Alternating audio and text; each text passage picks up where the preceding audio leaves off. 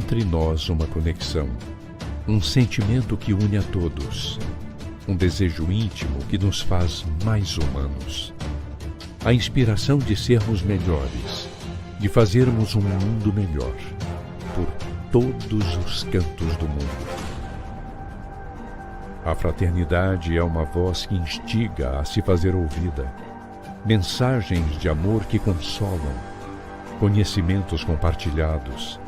Estamos conectados 24 horas, tendo o amor como pauta diária.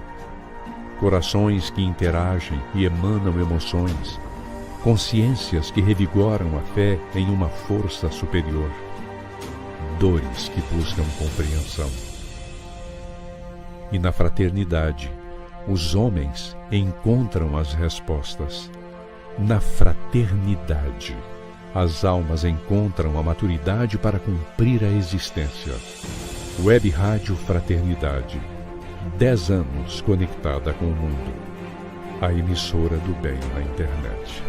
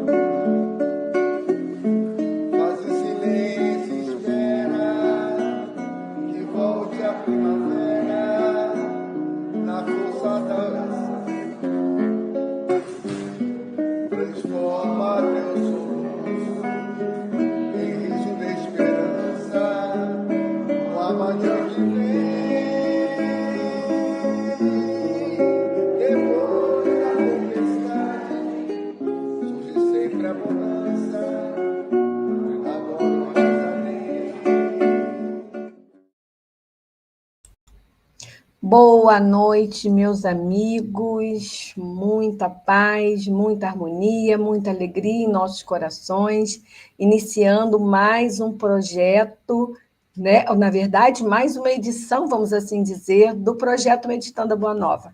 Sejam todos muito, mas muito bem-vindos aos companheiros que estão chegando, os que vão assistir depois, que se sintam abraçados e envolvidos nessa energia de amor que certamente vibra aqui conosco nesse momento, hoje recebendo Carlos Gomes, do NEFA, Núcleo Espírita Fraternidade e Amor, lá de Itajubá, Minas Gerais. Boa noite, Carlos, seja bem-vindo. Boa noite, Ana Laura, boa noite a todos que nos honram com a sua presença, agradeço pelo convite, é uma satisfação estar aqui.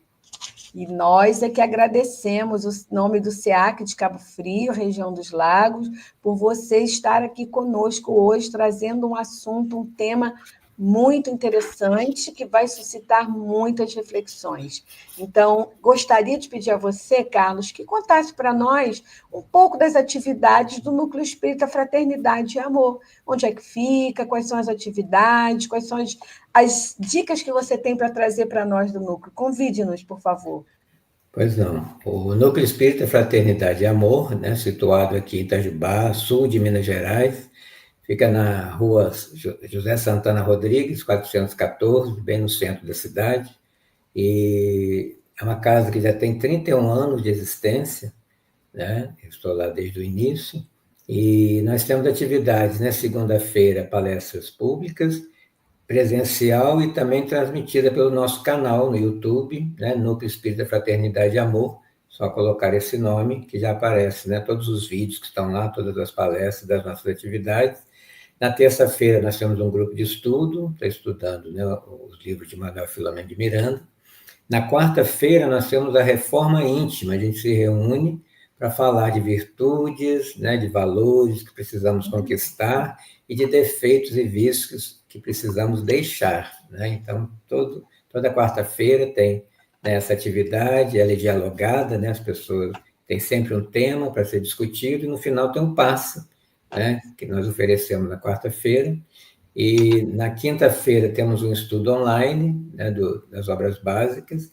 E no sábado, às 15 horas, nós temos no salão, que a gente chama de Evangelho em Prosa, que é um termo bem mineiro, que os pais ficam no salão, num círculo, discutindo o Evangelho segundo o Espiritismo, enquanto as crianças estão na evangelização, né? Logo após tem o passe e depois a mocidade espírita se reúne também, né? Que legal, Carlos. Tem bastante atividade a sua casa espírita.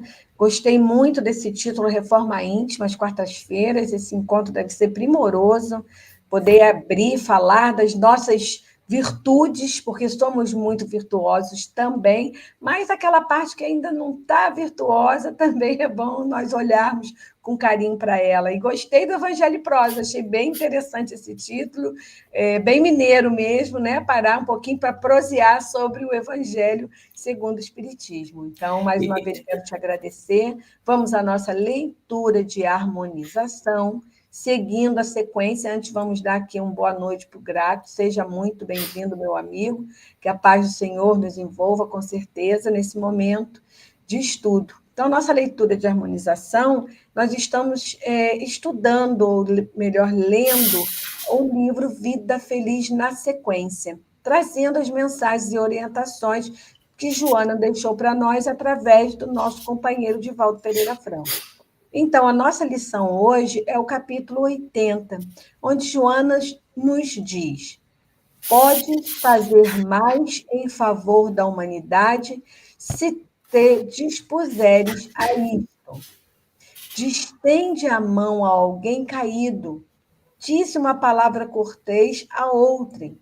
Sorri para uma pessoa solitária, acenando-lhe fraternidade.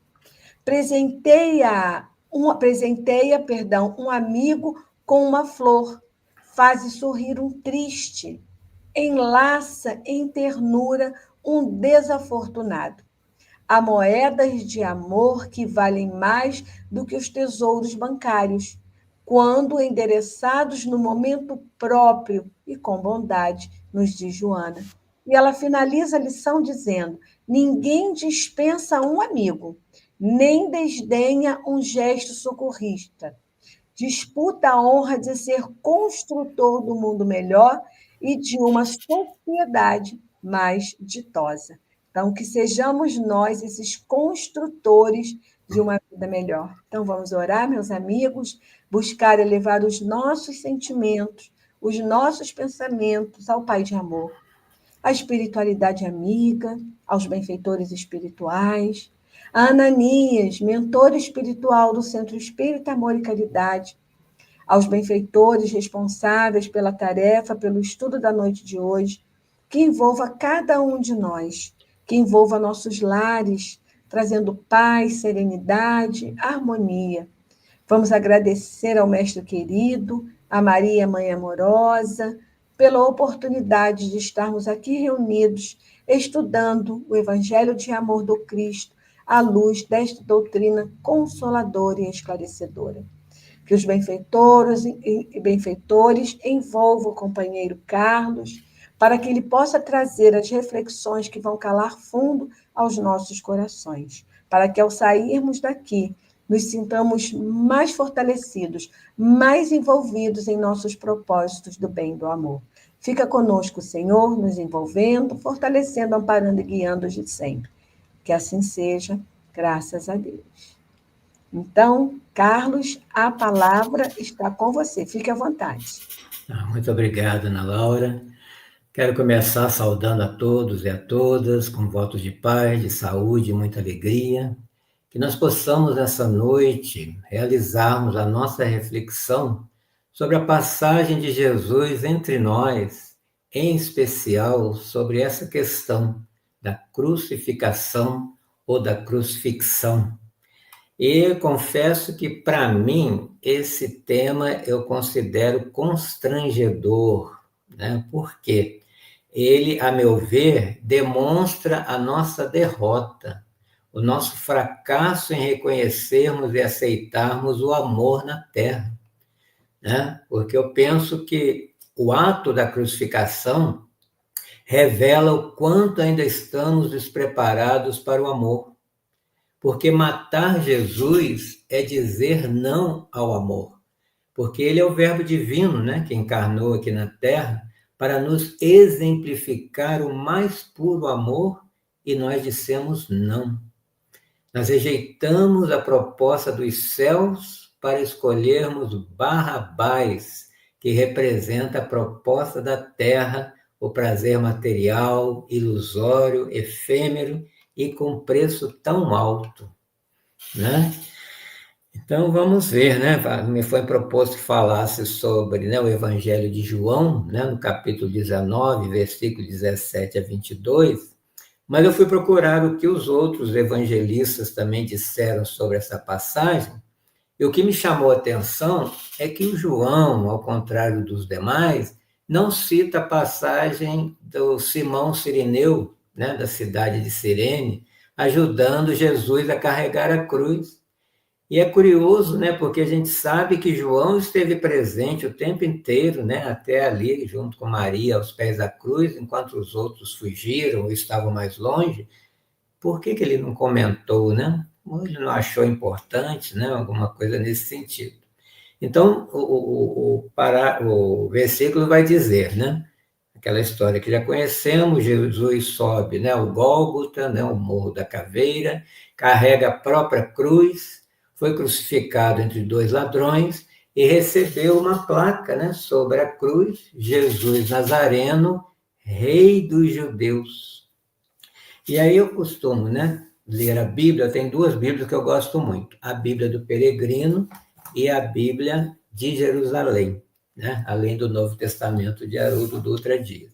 E eu gosto dessas duas Bíblias porque elas têm um rodapé explicando, né, os versículos, e na do Peregrino, principalmente, que o rodapé é maior, ele vai falar sobre essa passagem, dizendo que era comum esse ato de escrever sobre a cruz, né, o crime cometido pelo crucificado, né? Só que no caso de Jesus, Pilatos manda escrever Rei dos Judeus. E aí os sacerdotes se sentiram ofendidos, né, porque eles estavam querendo matá-lo justamente com medo dele se tornar o rei dos judeus, né? E ele sai com esse título. Foram lá reclamar com Pilatos, pedindo para que ele reescrevesse. É claro que o imperador não vai ouvir os judeus e falou: não, o que eu escrevi, está feito, não vou modificar. Então, ironicamente, Jesus entra para a história como rei dos judeus, só que morto pelos próprios judeus, né? E quem, né, protagonizou isso, com certeza manchou, sabemos, o seu perispírito. Mas, de lá para cá, com certeza, muitos já reencarnaram, se tornaram cristãos para poder apagar essa mancha, né, do próprio perispírito, né? Sabemos que é assim. E quando me é oferecido um tema, né, para eu realizar a reflexão, sou obrigado a estudar um pouco mais. Então, eu fui procurar os autores que falaram sobre essa passagem, né? Os amigos que eu tenho aqui, que admiro muito: Caibá Schutel, né? Esse livro, O Espírito do Cristianismo, que é o nosso bandeirante do espiritismo da cidade de Matão, né? E o que ele vai dizer, né? Dentre outras coisas ali, o que marcou é que a crucificação é o mais antigo de todos os suplícios, inventado para dar à morte com dores atrozes e demorados sofrimentos.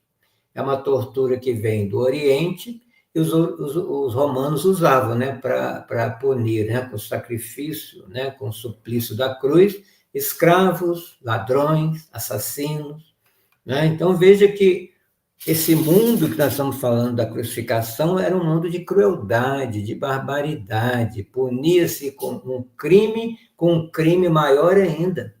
Então, o Caibá Schutel ainda chama atenção que não se educava o delinquente, né? Não corrigiam, somente condenavam, puniam, e a pena era tortura, suplício e morte. E foi justamente nesse mundo cruel que Jesus estava aqui entre nós. Por isso, não poderíamos esperar outra coisa do seu destino final, já que ele veio incomodar, lançando luz nas trevas. Ele veio quebrar paradigmas na forma de se viver na Terra. Um outro livro que gosto muito, Roteiro, de Chico Xavier e Emmanuel, tem um capítulo, acho que 21, Educação e Evangelho, que Emmanuel diz que ele veio mudar a forma de sentir na Terra, tanto é que a partir dele, que as pessoas que não eram familiares começaram a se chamar de irmãos e irmãs, e começou com a Casa do Caminho a promoção e assistência social, que antes isso não existia. Os idosos e doentes eram colocados nas calçadas para morrerem à míngua. Olha, como é que a gente consegue pensar isso nos dias de hoje, não é? Agora, eu já ouvi de alguns evangélicos que Jesus veio para isso, né? Que ele veio para morrer por nós. Eu falei, gente, como se ele tivesse escolhido esse tipo de morte para ele. Eu não, né, particularmente, eu não concordo.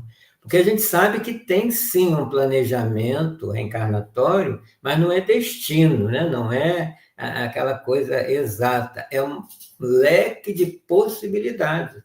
Pode acontecer ou não, né? Então, estava nas possibilidades. Agora, com certeza, a história seria outra se os homens, né, o tivessem entendido, se tivesse resolvido, né, buscar uma outra forma de ser e estar no mundo.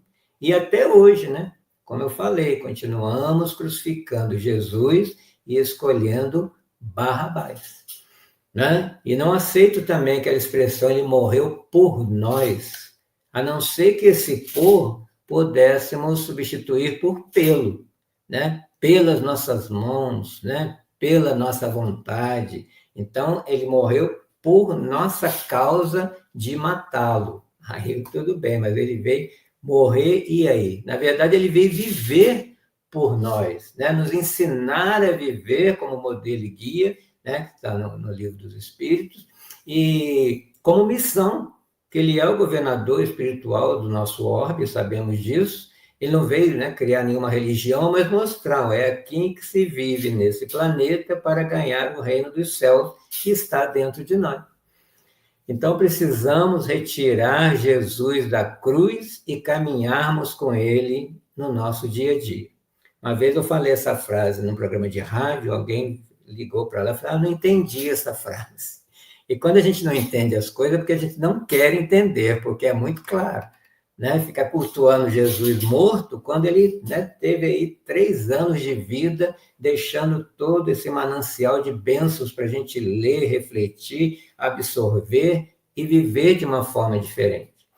Uma outra coisa que me falaram também, uma pessoa que estava iniciando no Espiritismo, falou assim, mas Jesus falhou na sua missão.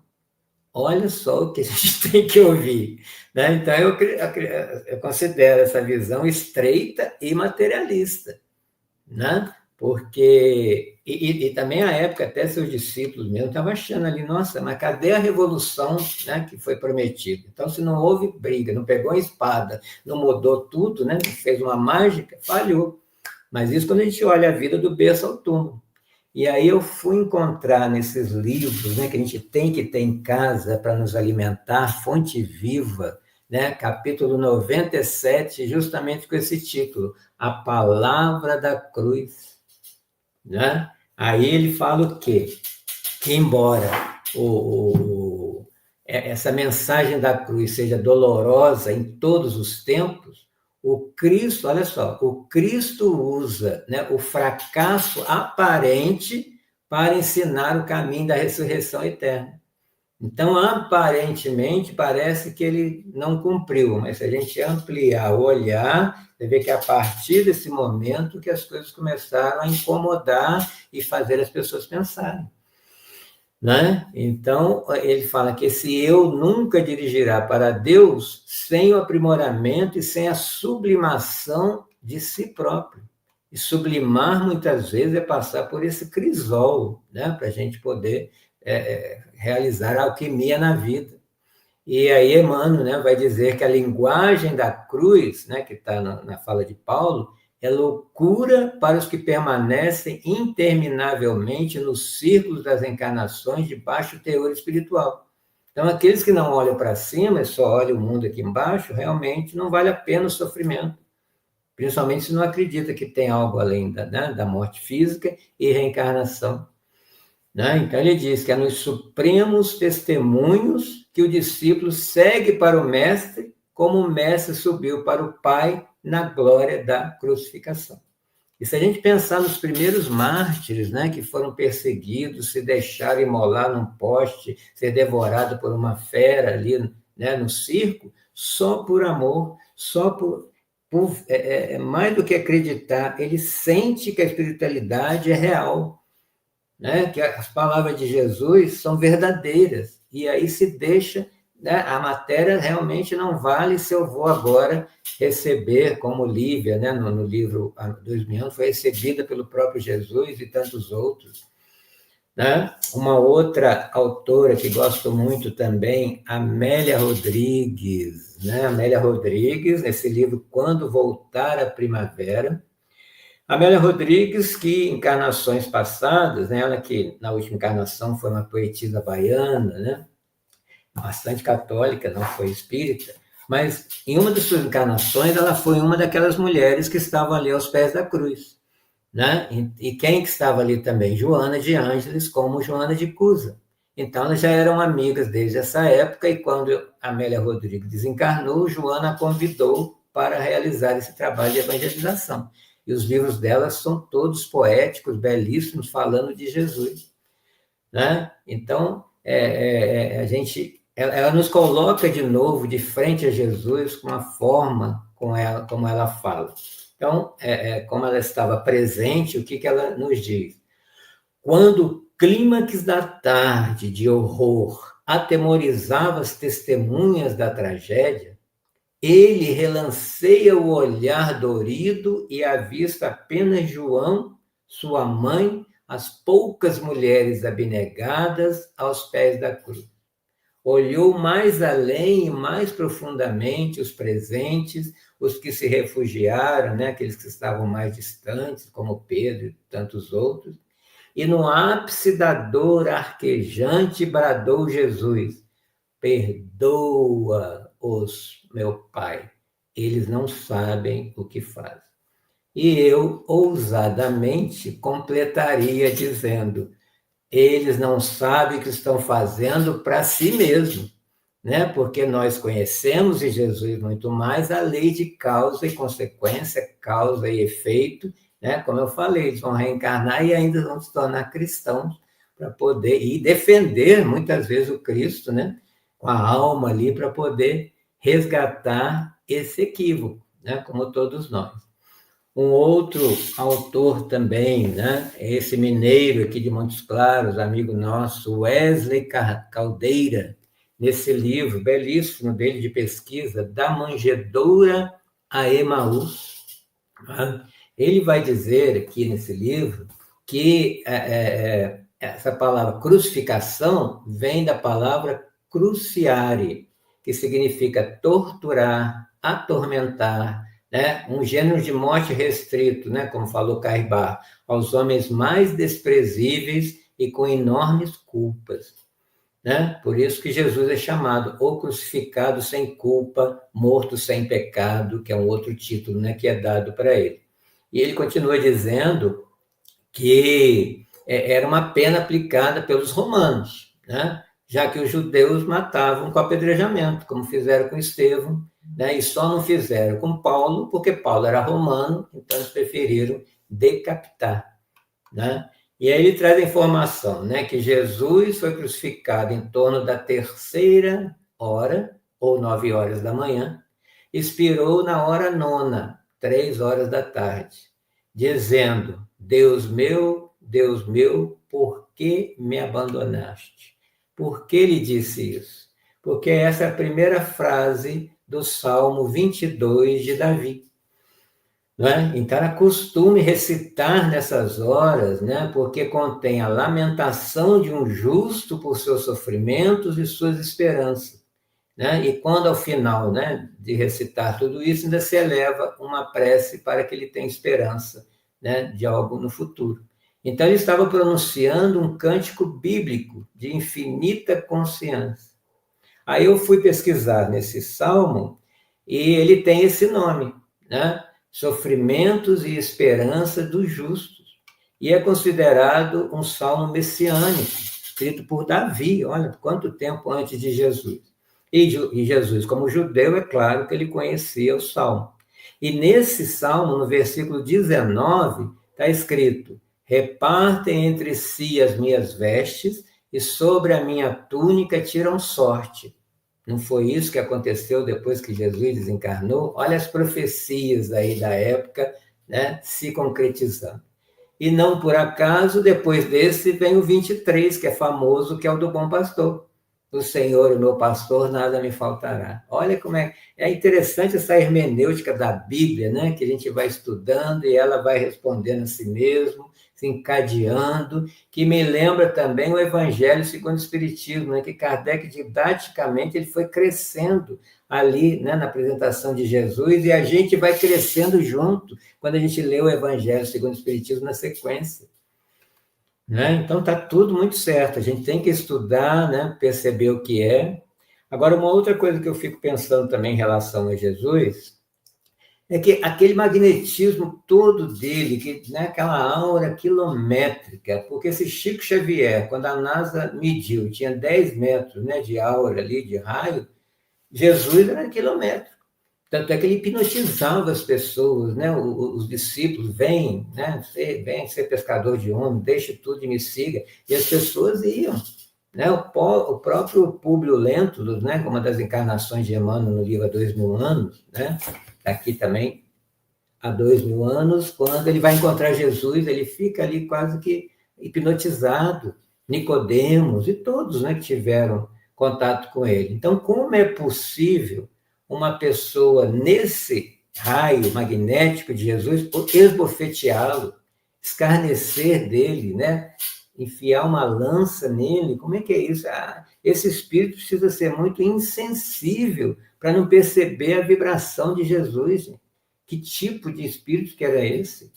Né? E aí eu encontrei nesse mesmo livro de Amélia Rodrigues, ela falando algo semelhante daqueles que não reagiram, né, à crucificação de Jesus. Ela fala assim: como podiam aquelas gentes desconhecer a brandura do pastor divino, esquecer as suas concessões e prodígios? Como puderam selar os lábios aqueles beneficiários da sua misericórdia e complacência ante a arbitrariedade dos crimes que presenciavam? Olha a ingratidão, né? Ela atribui nessa não ação à inércia das pessoas e a uma obsessão coletiva que ela chamou de tóxico morbífico, que dominava os participantes de não fazer nada. E aí essa covardia moral abre as faculdades psíquicas ao intercâmbio com os espíritos imperfeitos e obsessores, negando todo o bem recebido por medo, por egoísmo, por não querer estar ali, como eu falei dos primeiros mártires que não tiveram medo, a maioria teve. E aí transforma o inocente em algoz, em revolucionário, desnaturado, elegendo o crime como elemento de justiça. Então, ela fala que, diante do bárbaro espetáculo, os pretensos dominadores da erraticidade inferior creem-se vitoriosos, supondo ter estabelecidos os parâmetros dos seus domínios no mundo. As trevas venceram, né? O mal venceu porque o representante do amor está morto. Então, isso me faz lembrar, né, essa ação desses cruéis verdugos que estavam encarnados na época, sendo estimulado por entidades perversas das trevas, a questão famosa do Livro dos Espíritos, 459. De ordinário ou frequentemente, são eles que nos dirigem. Quem? Quais espíritos estão me conduzindo nessa vida? Aqueles que eu atraio pelo pensamento. Então, se já tinha essa maldade no mundo, né, as trevas estavam ali fazendo a festa. Né? E aí, no final do capítulo, ela diz, né, que a conspiração para que se consumasse o holocausto do Calvário, em que o Filho de Deus testemunhou com seu amor pelos homens, foi tramada pelos inimigos impenitentes desencarnados, vencidos pelo despeito na luta pela vitória da violência, né? Vencidos e sintonizando com os transitórios donatários da posição governamental e religiosa da Terra. Então, quem estava no poder, já tinha esse sentimento e pensamento do mal, atraiu a força que eles precisavam. E hoje, século XXI, não está diferente. Tem um grupo aí querendo evitar que a Terra passe, né, desse planeta de provas e expiações para um mundo de regeneração, porque eles vão perder espaço, porque pessoas regeneradas ou em processo de regeneração são mais resistentes, né, à influência das trevas. E aí, Divaldo Pereira Franco, com Manuel Filomeno de Miranda, escreve esse livro, Perturbações Espirituais, né, que faz parte da trilogia da transição planetária, onde ele vai dizer, logo na introdução, que sempre tem sido enviado para a Terra embaixadores sábios para despertar o homem para a realidade espiritual. Mas nós queremos essa realidade? E eles buscam demonstrar a transitoriedade do corpo e a perenidade do ser espiritual que eu sou. Por que eu não acredito nisso? Né? A gente lê, a gente estuda, faz palestra, mas na hora da prática parece que a gente não acredita em nada. Faz o que todo mundo faz. Cadê o diferencial do espírito? Né? E aí o espírito vai dizer, Manuel Filomeno de Miranda, que o ser humano está habituado aos sentimentos grosseiros. E aí, daí, a dificuldade em aceitar as libertadoras diretrizes desses ensinamentos que vêm do alto. E aí se adapta facilmente às paixões e gera essas situações dolorosas para nós e para a comunidade, que é o que a gente está vendo aí. É só ligar os noticiários para ver o que tem acontecido no mundo atualmente. E aí ele vai falar que o objetivo do grupo, né, do livro, é relatar esse intercâmbio que existe, né, entre a esfera espiritual e a material ou terrena, né, principalmente nessa questão de perturbações espirituais que deu o título do livro. Né? Por quê? Pela própria ignorância, né, que vai permitir aos espíritos infelizes continuar lutando contra o mestre até hoje. Então ele vai falar das obsessões coletivas, individuais, principalmente nos grupos sérios que querem estudar e realizar a prática do Evangelho, como muitos centros espíritas sérios. E logo no primeiro capítulo, ele narra que vem uma veneranda, né, um espírito feminino, que traz todo um discurso, né, do espírito. Né? Ela, quando encarnada, fazia parte das Clarissas, na época de Francisco de Assis, e ela diz, né, que o amor de Jesus em todas as épocas da humanidade sempre tem provocado a ira dos adversários da verdade que o temem, investindo com ferocidade contra os seus seguidores, na ilusão de que, ao destruir os seus corpos, aniquilam os seus ideais libertadores.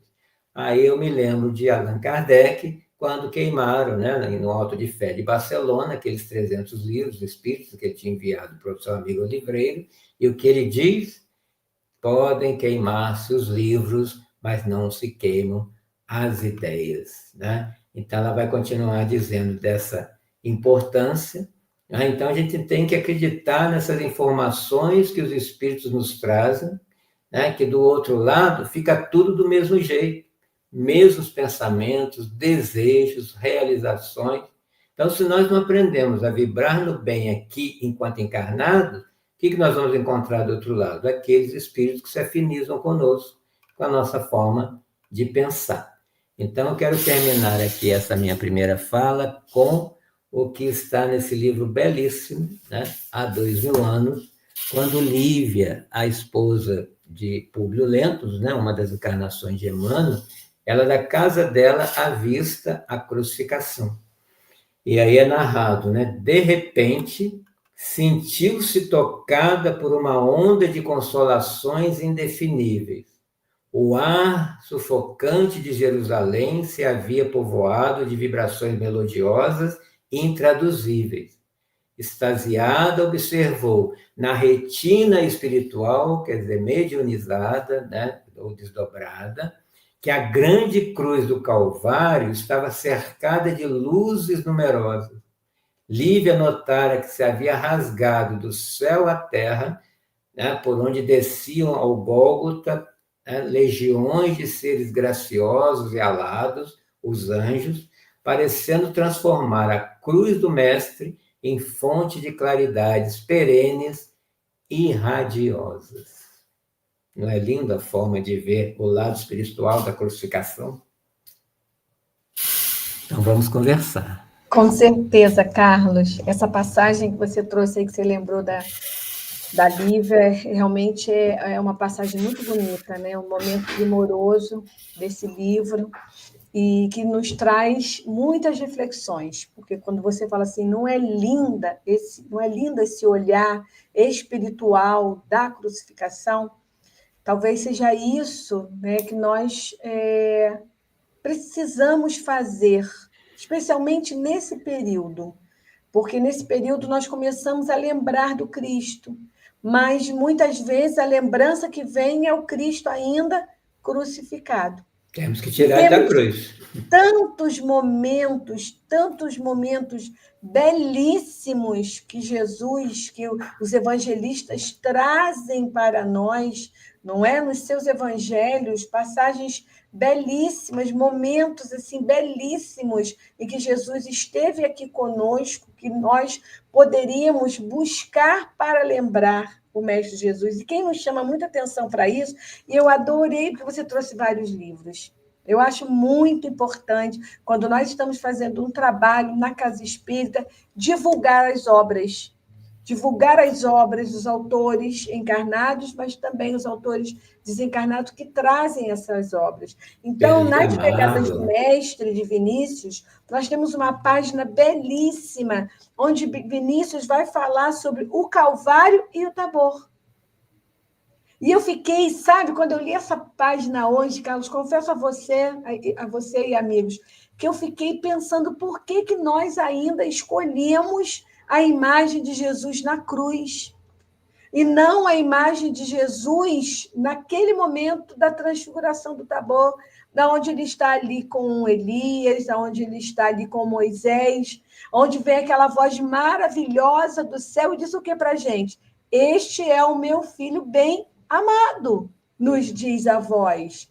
Escutem o que ele diz. E por que nós ainda teimamos em não escutar aquilo que o Cristo disse para nós e diz ainda a cada momento, a cada instante da nossa vida? Então, o Vinícius, ele traz para nós, ele começa trazendo essa reflexão, dizendo: 2 momentos figuraram na vida terrena de Jesus, o Calvário e o Tabor. E ele diz, um deles caiu no ouvido, ou seja, um deles caiu no esquecimento. Qual é ele, o Calvário ou o Tabor? O Tabor acabou caindo no nosso esquecimento. A celebridade do outro tornou-se notória, graças aos constantes e repetidos reclamos que, a propósito, têm feito e continuam fazendo as igrejas ditas cristãs. Então, nós ainda embarcamos nessa figura do Cristo crucificado. E, como disse, temos tantos outros momentos para pensar nele. E daí ele diz assim, no Tabor, Jesus é glorificado pelo céu, não só por Deus, mas pelos espíritos, amigos e benfeitores espirituais, não é, Carlos? Que estão acompanhando, fazem parte da falange do Cristo. Mas ali também, de repente, propositalmente foi esquecido, porque ali tinha a volta de 2 que já estavam desencarnados. Como explicar essa materialização sem ser pelo espiritismo? Né? Se eles falam que quem morreu não volta. Então, tem coisa que é embaçado para a pessoa não questionar né, o que foi, né, essa materialização, por que ele fala ali, né, da questão de João Batista e Elias, porque ali está claro que ele está falando de reencarnação. Agora, interessante também de mostrar o livro, incentivar, voltar a comprar livros, né? Porque muita casa espírita e editora vive da venda de livros. Se a gente começa a baixar só porque tem gratuitamente na internet, nós estamos fazendo a caridade de contribuir com a divulgação espírita, né? E os livros espíritas não são caros, né? Perto dos demais aí. Então, Sim, temos sim. que estimular as pessoas a comprarem o livro. Pois é. E hoje você fez isso com maestria. Obrigado. Mas Trouxe eu tenho muitos comprado livros. bastante livro, porque principalmente a gente, né, que faz essas exposições, são eles que me ajudam, né? Todos, É né? A gente verdade. acha em vários deles para E eu poder gosto sempre de falar em meu levá-los nome. Né? Oi? comigo. Eu gosto de levá-los comigo, né? Para Sim, mostrar que, aquilo que nós estamos trazendo aqui, na verdade, não é a ideia não é trazer um pensamento da Ana Laura, um pensamento do sim. Carlos. Sim, nós contribuímos? Sim, É uma contribuímos. Mas interpretação, né? exatamente, trazer na íntegra aquilo que a espiritualidade diz. E Então, ele quando diz eu coloco assim, os ó, slides, no último eu isso, coloco referência. Eu falo, eu gente, também. vamos ler livro espírita, que é daqui que eu tirei. Se você gostou do assunto, foi daqui que eu tirei. Só que eu fiz o trailer, vai lá assistir o filme inteiro. Boa noite para a Cida, boa noite mais uma vez para os companheiros que já estão aqui conosco, que estão chegando, mas eu queria ler mais um trechinho. Quando ele fala assim, ó, no Cristo redivivo, exuberante de vida e fortaleza, não se fala. É esse o Cristo que nós precisamos falar. É disso quando nós falamos em descrucificar, né? Como você disse assim, eu escrevi aqui, continuamos crucificando Jesus e salvando Barrabás. Essa também é uma reflexão extremamente importante, porque nós mantemos Jesus na cruz e aí ainda continuamos escolhendo as coisas do mundo, Sim. as coisas da matéria, em detrimento ao amor que Jesus dedicou e dedica ainda a cada um de nós. Então, ele diz: aos acontecimentos do Tabor, bem como aquela expressa e positiva recomendação das vozes do céu ali notificadas, determinando que se ouvisse e se obedecesse ao divino Messias, não se concede o divino valor. Carecem de importância para os veneradores da cruz.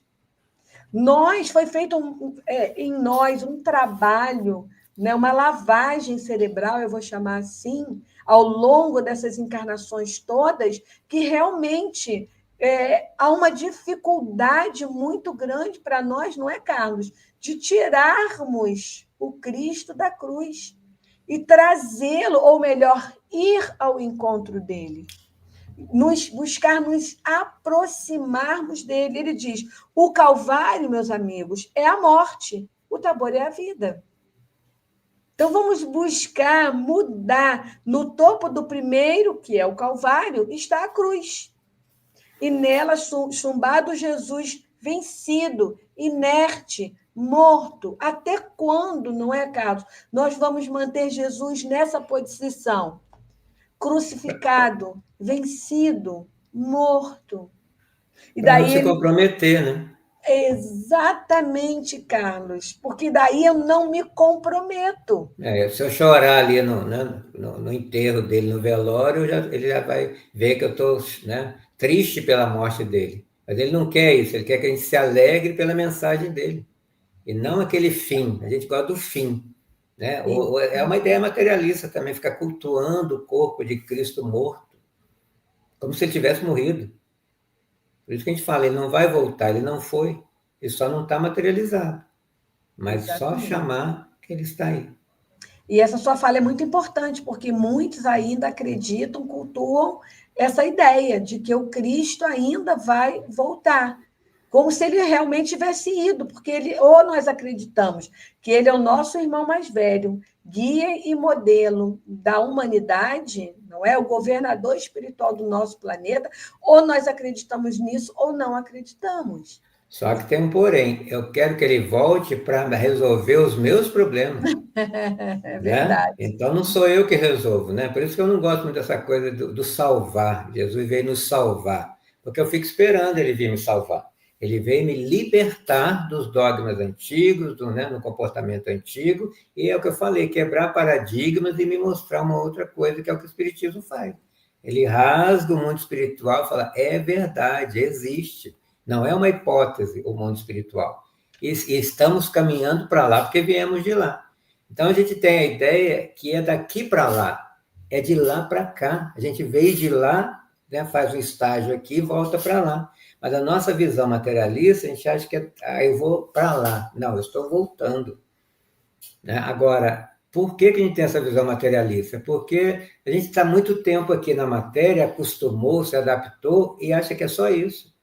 Né? Como aquela pessoa que nunca saiu da sua cidade e acha que o mundo é só aquilo. Né? Não ampliou. Então, a maioria das pessoas tem essa visão materialista do berço ao túmulo e nem quer pensar em transcendência, espiritualidade, né? Além da morte. Você não pode nem falar em morte com as pessoas. Né? Aí você pergunta para ela, o que você vai encontrar? Ela fala, quando eu chegar lá, eu vejo. Cuidado com o que você vai ver. Se você não se preparar, você vai ver coisa que não vai gostar. Vamos fazer uma oração. E as pessoas hoje, eu faço atendimento fraterno lá na nossa casa, muitas não têm religião, não fazem oração, não levam os filhos para nenhuma religião. Eu falei, gente, como... Aí chega lá cheio de problema para o espírito fazer um milagre e resolver. Aí quando você fala para ela frequentar, para ela estudar, eu volto segunda-feira. Aí a gente fica esperando até hoje. Ninguém quer fazer sacrifício, que é a coisa fácil. Aí vai para aquela religião que promete, não, vem para cá que Jesus te salva. Até eu. Reza aí uns Pai Nosso, mais Ave Maria, um Salve Rainha, algumas orações, e no final das contas, quando você desencarnar, chega muito ali o padre, o sacristão. Não, aquela coisa da misericórdia, né? Deus terá misericórdia de mim e não vai me deixar ir para o inferno. Por quê? E as pessoas acreditam. Fazer a minha parte, não é, Carlos? Porque estar no céu ou no inferno depende exclusivamente de mim. E é um estado de consciência, né? Até o Papa falou isso. Exatamente. É um estado de consciência, não é local, porque local é matéria. Se a gente tiver um local, nós estamos falando de matéria. E matéria é aqui. Nós ainda estamos muito presos à matéria, mesmo nós espíritas, não é verdade? Sim, sim. Temos todo esse cabedal de conhecimento, e mesmo que não haja, às vezes as pessoas falam, mas eu tenho pouco tempo de doutrina espírita. A espiritualidade diz para nós, entrei, sentei, assisti uma palestra, já estou todo comprometido. Sim, Já sei o suficiente. Não pode dizer que não sabia. Exatamente, não pode dizer que não sabia, já sabe o suficiente para começar a fazer algum movimento na sua existência. Então, quando nós pensamos nesse momento da crucificação, eu também fico pensando porque Jesus foi crucificado entre dois ladrões. E isso, para nós, tem uma representatividade, tem uma razão de ser. Sim. Não é de um lado, como nos diz o Evangelho Apócrifo de Nicodemos, nós temos lá, de um lado nós temos Dimas, do lado direito, classificado como o bom ladrão, e do lado esquerdo nós temos Gestas.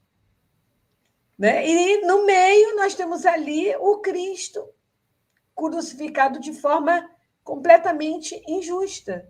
Então, o que será que significa para nós ele estar entre dois ladrões? Por que Dimas era conhecido como o bom ladrão? Por que Gestas não foi o bom ladrão? Por que um agiu de uma forma e o outro agiu de outra? Você falou com muita propriedade sobre isso. Porque você falou sobre a questão da evolução de cada um de nós, do entendimento de cada um de nós. Então, cada um ali tem uma página, não sei se você conhece, no livro Em Torno do Mestre, que é uma página muito boa de fazer um estudo, que se chama As Três Cruzes. Três cruzes, na verdade, aliás, as três dores. E ele vai falar para nós exatamente sobre essa questão das dores que cada um sentiu. No começo, sabe, Carlos, quando eu li essa passagem, eu achava que o Cristo não tinha sentido dor nenhuma. Eu pensava assim, não, o Cristo não sentiu dor nenhuma. Mas ele não sentiu, a dor que ele sentiu, na verdade, talvez seja a pior das dores. Foi a dor da incompreensão, a dor da injustiça, a dor de amar e não ser correspondido, não ser amado. Não é verdade? Quanto à dor de Dimas, foi a dor do arrependimento. Foi a dor daquele que percebeu que havia feito algo de errado e que estava ali em consequência do seu erro. Mas Gestas não. Gestas já briga, blasfema, se irrita diante da dor. Por quê? Porque ele entende que ele estava ali por culpa e consequência e responsabilidade da sociedade. Então, vejamos a diferença que nós temos entre essas três dores. E daí, no finalzinho do ano, nós já começamos a refletir, não é, Carlos, sobre como foi a nossa vida durante esse ano. O que eu fiz durante esse ano? Como eu me relacionei com a dor, com a dificuldade, mesmo tendo Jesus como exemplo maior. Porque Jesus não reclamou de nada. Aceitou a tudo ali com muita amorosidade, eu diria até. Com muita bondade, com muita misericórdia para com os seus algozes, para conosco, na realidade. Então, ele fala para nós dessa dor e ele diz que a dor é como fogo. Seus efeitos podem ser benéficos e salutares, mas também podem ser destrutivos e aniquiladores. E ele vai falando para nós dessas... É uma página muito linda, meus irmãos. Vale a pena ver. O livro é Em Torno do Mestre. O espírito também é Vinícius, também é da Federação Espírita Brasileira. Esse livro é ditado pela Federação. E Vinícius não é tão conhecido, né? E não, mas tem essa obra primorosa. E ele fala, ele tem Em Torno do Mestre, nas pegadas do Mestre, tem mais 1 ou 2. Na Escola do Mestre, eu tenho esses 3 dele. E ele vai falando aqui, quando ele diz assim, né? Ele diz que a dor, ele fala, a dor de Dimas é o fogo que redime, quando ele está falando do fogo, não é? Eleva e purifica o espírito. Essa é a dor de Dimas. Já a dor de Gestas é o fogo que devasta as florestas do orgulho revoltado, desprendendo chamas rubras e fumo negro.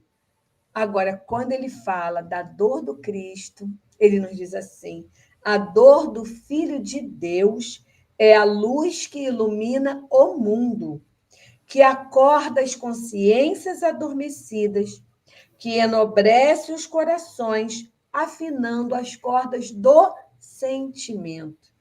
Esta última modalidade de dor, termina ele, é desconhecida dos homens. Ela só atinge os anjos e os deuses. Então, Jesus não se queixa, não blasfema, ele passa com serenidade por todo esse momento de dificuldade. Então, eu penso que nós precisamos olhar esse amor de Jesus, tirar ele efetivamente da cruz. Mas se eu mantenho ele na cruz, pelo menos olhar para ele com da misericórdia dele, como seu exemplo, com o seu amor, trazendo para nós no nosso dia a dia o amor dele, nos deixar embalar e envolver por esse amor. E deixar, né, Carlos, de trocar, né, Jesus por Barrabás.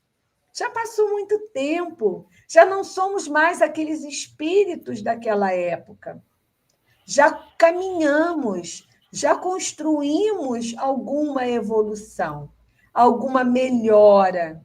Então, precisamos utilizar essa evolução, essa melhora e utilizar o amor do Cristo no nosso dia a dia, na nossa jornada. Eu estou vendo que você está aí concatenando seus pensamentos. Estou certa? Esses 2 ladrões representam a espiritualidade e a materialidade, né? Você vê que um quis aprender com Jesus e crescer, o outro queria sair da cruz para voltar a fazer o que ele sempre fez. Me tira daqui, já que você tem esse poder, né? Para quê? Ele quer tirar da cruz para quê? A gente quer que Jesus nos salve para quê? A gente quer deixar de ser doente, a pessoa está doente, vai para a igreja, vai para o centro, quer sarar, para quê? As pessoas que Jesus curou, fizeram o quê depois? Né? Então a gente quer voltar para a matéria, e a matéria é tão forte, porque, né, pensando no bezerro de ouro, lá da época de Moisés, pensando nos deuses de pedra dos gregos, você vê que eles adoravam um deus material, que eles construíam, né, ali de pedra, e até hoje o nosso Deus é material, porque a matéria, ela também nos hipnotiza. O dinheiro, por exemplo, você vê aí, todo mundo que já fez inventário sabe a briga que está em família, né? Verdade. Por causa de coisas simples, né? Eram dois irmãos que se amavam por causa, né, de coisas simples ali. Ah, deixou para você, não deixou para mim. Então a matéria vale mais do que o amor de irmãos, né? Destrói uma família. Então, eu resumo tudo que está nesse livro aqui, há 2000 anos, no encontro de Públio Lentulus com Jesus, e ele fala para Emmanuel uma frase para todos nós: está no teu querer me seguir agora ou aguardar milênios. Então, para mim é forte isso, está no teu querer. Então, a vida se resume sim ou não. Ou eu quero ou eu não quero. Quando eu quero, eu faço. Eu aprendi que aquilo que a gente quer na vida, a gente sempre tem dinheiro e tempo. Aquilo que a gente não quer, a gente tem 1000 justificativas para não fazer. Mas a resposta é só uma: eu não quero. Eu não quero ser espírita, eu não quero fazer oração, não quero seguir Jesus. Tudo bem, seja sincero. Mas você vai seguir o quê? Na hora do aperto, você pede ajuda aonde? Opa! Como é que você compra saúde quando você é bilionário e está na UTI? Hoje, reflexões, hein, Carlos? Essa aqui tem conversa para a noite inteira. É verdade, é verdade. Nós teríamos assunto para... Conversa de espírito não tem fim. Não tem fim, não tem fim. Eu quero deixar aqui a minha reflexão final desse livro aqui, ó, Consolador, onde diversas perguntas foram feitas para Emmanuel. Sim. E uma delas foi: o sacrifício de Jesus deve ser apreciado tão somente pela dolorosa expressão do Calvário? Vamos refletir sobre isso. E ele diz que o Calvário representou o coroamento da obra do Senhor, mas o sacrifício, na sua exemplificação, se verificou em todos os dias da sua passagem pelo planeta. Então, nós olhamos, muitas vezes, só aquele momento. Ele veio para isso, como falam os evangélicos? Veio para morrer? Pois é.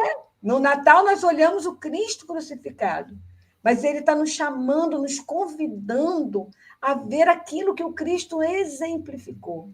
Buscar algo mais além daquela cruz, porque tem muito mais além daquela cruz. Ele diz: e o cristão deve buscar, antes de tudo, o modelo nos exemplos do Mestre. Nosso guia, nosso modelo, não é, Carlos? Esse é o compromisso. Porque o Cristo ensinou com amor e humildade o segredo da felicidade espiritual, sendo imprescindível que todos os discípulos edifiquem no íntimo essas virtudes. Quais são elas que ele falou aqui para nós? Amor e humildade. Que todos os discípulos edifiquem no íntimo essas virtudes, com as quais saberão remontar ao calvário de suas dores no momento oportuno. Porque no momento oportuno nós também vamos passar pelas nossas dores. Então, que nós possamos buscar, no exemplo do Cristo, a força, né, a fé, a coragem, a perseverança para vivenciarmos os nossos momentos de dificuldade com dignidade, com o amor do Cristo. Então, eu finalizo aqui. Temos 1 minutinho para as suas considerações finais e agradecendo a você e aos companheiros que estiveram aqui conosco. Também agradeço, e muitas vezes a pessoa fala assim: mas como é que eu vou seguir Jesus? Jesus é perfeito, é Jesus. Mas nós temos Chico Xavier. Vamos ler a vida de Chico Xavier e ver o que a gente pode fazer de semelhante, que ele era humano como nós, imperfeito como nós, e conseguiu. Então está no seu querer, né? Ser melhor ou ficar repetindo reencarnações porque tem vaga. É verdade. É verdade. Então, você pode fazer a nossa oração final, Carlos, por favor? Posso. Porque não é quantidade de reencarnação que faz evoluir, é o que você faz em cada encarnação, é qualitativo e não quantitativo. Então vamos, já que falamos de Jesus, vamos ter a certeza que Ele está aqui do nosso lado e conversar com Ele. Senhor, que possamos ser perdoados mais uma vez pelos momentos que passamos indiferentes às suas palavras, que não olhamos nos seus olhos para ver os pedidos que estavas fazendo para todos nós, que todos os dias passa na frente da nossa casa dizendo: segue-me, como conseguiram aqueles 12 primeiros discípulos que se tornaram apóstolos. Que continuemos contando com a sua paciência, persistência e que nos aguarde. Estamos chegando, mas o nosso passo ainda é lento, pequeno e cansamos às vezes à beira do caminho, mas que possamos, como o cego Bartimeu na estrada de Jericó, dizer: Senhor, que eu veja dentro de mim, à minha frente, como modelo e guia, eu possa ser feliz, ajudando os outros a serem também. Obrigado por esse momento em nossa vida. Graças a Deus. Graças a Deus. Então, obrigada a você mais uma vez, Carlos, aos companheiros que estiveram aqui. Levem todos o nosso abraço aí para Ubatuba, para Minas, a todos os mineiros, o nosso carinho, nosso agradecimento por você estar aqui conosco. Fiquem com Deus e até semana que vem, se Deus quiser. Um abraço.